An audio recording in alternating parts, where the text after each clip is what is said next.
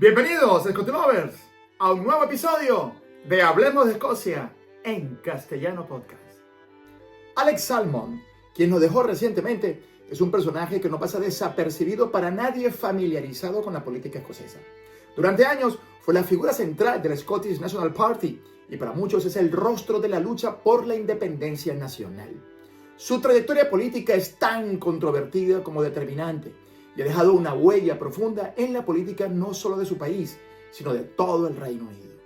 Soy J.C. Loaiza y en este episodio, el número 142, vamos a hablar sobre Alex Salmond y el independentismo escocés. ¡Acompáñame a descubrirlo! Nos acercamos a uno de los temas más complejos y actuales en la historia reciente de Escocia, el fallecimiento de Alex Salmond y lo que su figura ha significado para el movimiento independentista escocés y por ende para la Escocia del siglo XXI. Haremos un recorrido por la política escocesa y compararemos este fenómeno con otros movimientos independentistas en Europa, tocando las opiniones que importantes figuras británicas han expresado sobre Salmond. Pero antes de centrarnos en su figura, retrocedamos en el tiempo para entender el contexto, porque aunque hoy en día el movimiento independentista escocés parece una fuerza inevitable, no siempre fue así. El Scottish National Party se fundó en el año de 1934, en una época en la que el independentismo en Escocia era prácticamente un tema marginal. La idea de una Escocia separada del Reino Unido parecía una quimera, algo de lo que apenas se hablaba fuera de pequeños círculos intelectuales o en conversaciones sobre la historia medieval de la nación. Escocia había estado unida políticamente a Inglaterra desde el Acta de la Unión en el año de 1707, y durante más de 2 siglos esa unión parecía sólida, impenetrable. Como suele suceder a menudo en política, los tiempos cambian y las circunstancias también. A lo largo del siglo XX, especialmente después de la Segunda Guerra Mundial, creció un fuerte sentimiento en Escocia por recuperar y defender su propia cultura e historia. Pero también hubo un reducto de intelectuales que además reclamaban el aprovechamiento de sus propios recursos naturales y la gestión de sus propios asuntos, mejorando la eficacia de Westminster. Este impulso fue una mezcla de factores económicos y un renacer cultural, lo que hizo que el Scottish National Party empezara a ganar tracción. Aunque los avances fueron lentos, el momento decisivo llegó en 1999, cuando el Parlamento escocés fue restablecido después de casi 300 años de suspensión, como parte de un proceso de devolución impulsado por el gobierno laborista británico. Escocia ahora tenía un mayor control sobre sus propios asuntos, como la educación y la salud, aunque Westminster aún mantenía el poder en áreas claves como la política exterior y la defensa. Y es en ese contexto donde emerge la figura de Alex Salmond. Salmond no solo era un político con una gran capacidad de retórica, sino que también era un estratega astuto que entendió que el movimiento independentista necesitaba ser tanto pragmático como apasionado. Bajo su liderazgo, el Scottish National Party pasó de ser un partido marginal a convertirse en una fuerza dominante en la política escocesa. En 2007 logró lo que muchos creían imposible.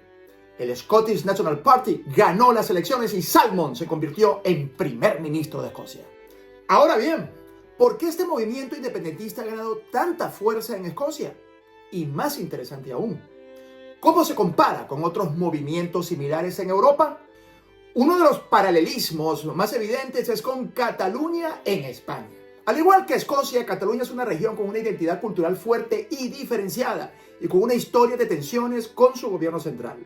En 2014, Alex Salmond consiguió lo que muchos líderes independentistas sueñan: un referéndum acordado legalmente. El gobierno británico, bajo el liderazgo de David Cameron, permitió que los escoceses votaran sobre su independencia en lo que fue un ejercicio democrático evidente.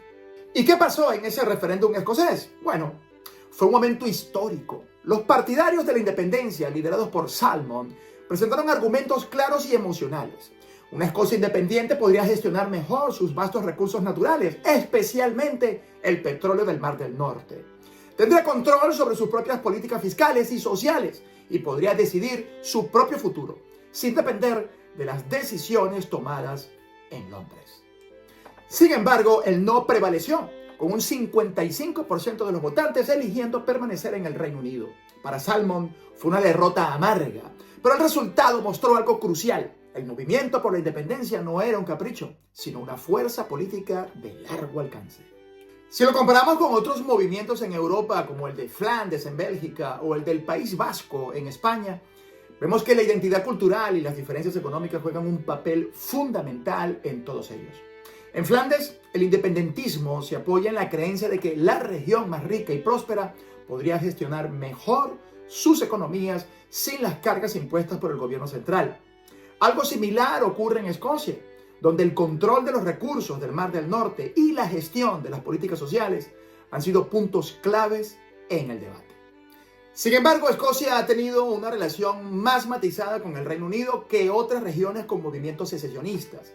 Esto no significa que la lucha por la independencia sea menos apasionada, no, pero sí que ha sido manejada con un nivel de diálogo político que es bastante raro en el escenario mundial.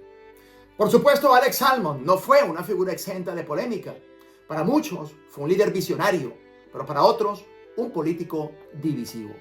David Cameron, ex primer ministro británico y el hombre que acordó el referéndum de 2014, reconoció en varias ocasiones el carisma y la astucia política de Alex Salmond, aunque también lo describió como alguien dispuesto a arriesgar la estabilidad económica de Escocia en su búsqueda de la independencia. Según Cameron, Salmond estaba jugando con fuego, proponiendo un salto al vacío que podría haber perjudicado seriamente a la economía escocesa, especialmente en un momento en que el precio del petróleo era sumamente volátil. Gordon Brown, otro ex primer ministro británico y también escocés, fue quizás uno de los críticos más interesantes de Salmond. A pesar de compartir nacionalidad, Brown defendía con vehemencia la idea de una Escocia fuerte pero dentro del Reino Unido. Para Brown, la independencia no era necesaria, pues la descentralización ya ofrecía a Escocia la oportunidad de gestionar gran parte de sus asuntos internos. Brown veía en Salmond a un hombre que en su búsqueda por una Escocia soberana estaba desestimando los riesgos que conllevaría romper un vínculo de siglos. Pero si hubo alguien que siempre respaldó a Salmond, fue Nicola Sturgeon, su sucesora como líder del Scottish National Party. Sturgeon ha elogiado a Salmond por llevar al partido al poder y por revitalizar el sueño de la independencia, aunque como sabemos, las relaciones entre ambos no siempre fueron fáciles en los últimos años. El respeto mutuo por sus logros fue siempre incuestionable. Al final, el legado de Alex Salmond está entrelazado con la historia moderna de Escocia. Su figura ha quedado grabada en la memoria colectiva como alguien que dio un impulso sin precedentes a la causa independentista. Y aunque falleció sin ver a una Escocia independiente, su influencia sigue viva en la política escocesa de hoy. Ahora, dejando de lado la política por un momento, Escocia sigue siendo, con o sin independencia, una tierra única en el mundo. Desde las imponentes montañas de las tierras altas hasta los castillos antiguos que salpican todo su paisaje, este es un país que respira historia y orgullo por cada rincón.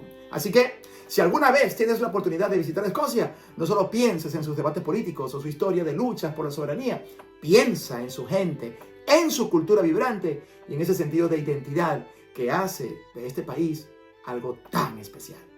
Y si quieres seguir descubriendo más sobre este fascinante país, te invito a unirte a nuestra comunidad de Instagram con más de 100,000 seguidores, donde compartimos contenido de alto valor diariamente. También puedes visitar nuestra página web, hablemosdeescociaencastellano.com, donde encontrarás toda la información que necesitas para planificar tu próxima aventura en Escocia. Además, te invito a adquirir nuestros libros, Hablemos de Escocia en Castellano, volumen 1, volumen 2, la guía histórica, cultural y turística más completa sobre Escocia en idioma castellano. Disponible en Amazon y en la web hablemosdeescociaencastellano.com. Hablemos de Escocia en castellano. Solo unos minutos para descubrir una Escocia sorprendente.